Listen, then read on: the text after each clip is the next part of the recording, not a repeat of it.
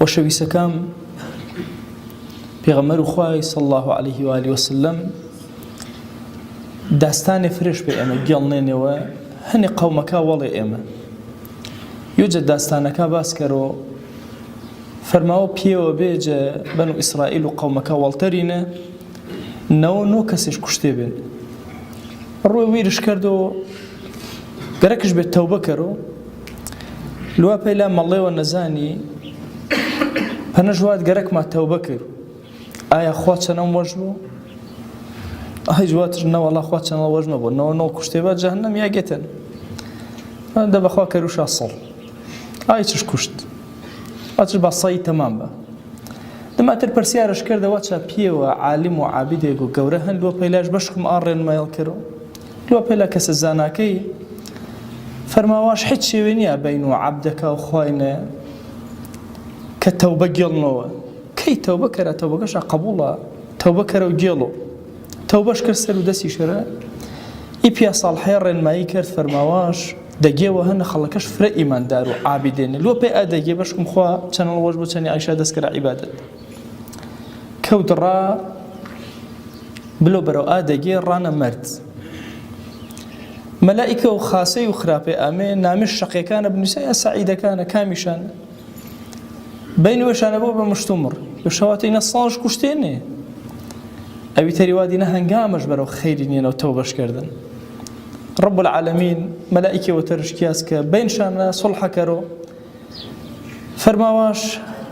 بەیدێ با پیمێش جە کامیشاوە نزیک بێ جە لا عیسیان و نزیک بێ یا جە لا خاسەیە و نزیک بێ جە کامیشاوە چانیشا حسابش کردن طبعا رب العالمین چەنی عەبدەکە فرە بە ڕەحمە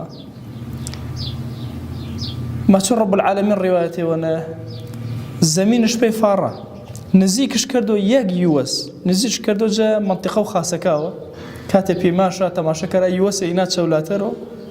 واچە دێکەوە بوو ئی کەسە کەسێەوە خاسە بڕێشە بە خاسیشدا و جە محسینین و جە خاسەکەران نوویسریا و جە سەعید و وەشبەختەکان نوویسری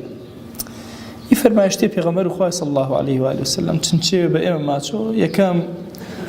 منطقە و شەڕی جیا بازە بەرەو خێر لوە نەتەرسی چەند گوناه هەڵکردێنێ مهم ئانە گێڵی و تەوبە کەری فتوای غەڵەتە بەی کەسی نای ڕەنگە سەرە و وەرەوە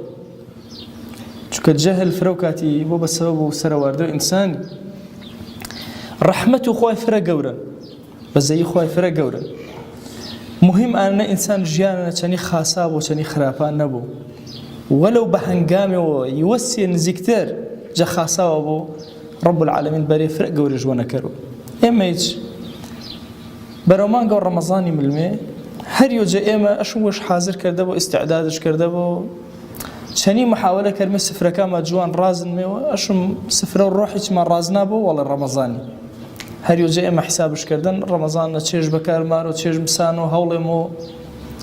بەتایبەتی تاتەکەی کە فرەمانە ویرجە سفرە و زاوڵەکە شاکەراوە ئەشم ئاگامە جە سفرە و ڕۆحی ماوە وەڵێ ئی ڕەمەزانەی ئیستعدادمان کردەوە مەهماکان گوناهما فرە بوو چەند گوناه هەڵفرە بوو نەیاوانانێ سەد کەسێ کوشی رب العالمین چێی وەژ بێن چەنی جەتۆ وەژم بەرەکێ ڕەحمەت و خوای کریێنێەوە ئینامێ وەرەدەم و بەرەکانە فرە بە گەورەی ئەشم ئێمەش فرە بە خاسی وێمە ئامادە کردەوە تا رب العالمین بەرەکێمە زیاتر وەنەکەرەوە هەر کەسێ جیهاد کەرەوە پێناو خوایەنەوە جوهد کەرەوە هەوڵ بۆ ئیلا رب العالمین هەرچی سبول و خەیر و بەرێ خەیری نێوە نەشکەرەوە خوای گیان داواوەنە کەرمێ چەنەڵ پارمێوە چەنە لاڵێمێوە بەرەکی خەیری ماوەنەکەرەوە ئی مانگە و ڕەمەزانی کەرە مانگە و نور و ئیمانی پەیماوە عیبادەتی خوای گیان دڵما ڕۆشن کەرەوە کەرەمە چا عەبدا کە چەنەشا ڕازی بی و عەفوە شاکەری وأوصيكم أيضا بالصلاة والسلام على رسول الله حيث أمرنا الله تبارك وتعالى في محكم تنزيله قائلا إن الله وملائكته يصلون على النبي يا أيها الذين آمنوا صلوا عليه وسلموا تسليما اللهم صل على سيدنا محمد وعلى آل سيدنا محمد وبارك على سيدنا محمد وعلى آل سيدنا محمد كما صليت وباركت على إبراهيم وعلى آل إبراهيم إنك حميد مجيد اللهم اغفر للمؤمنين والمؤمنين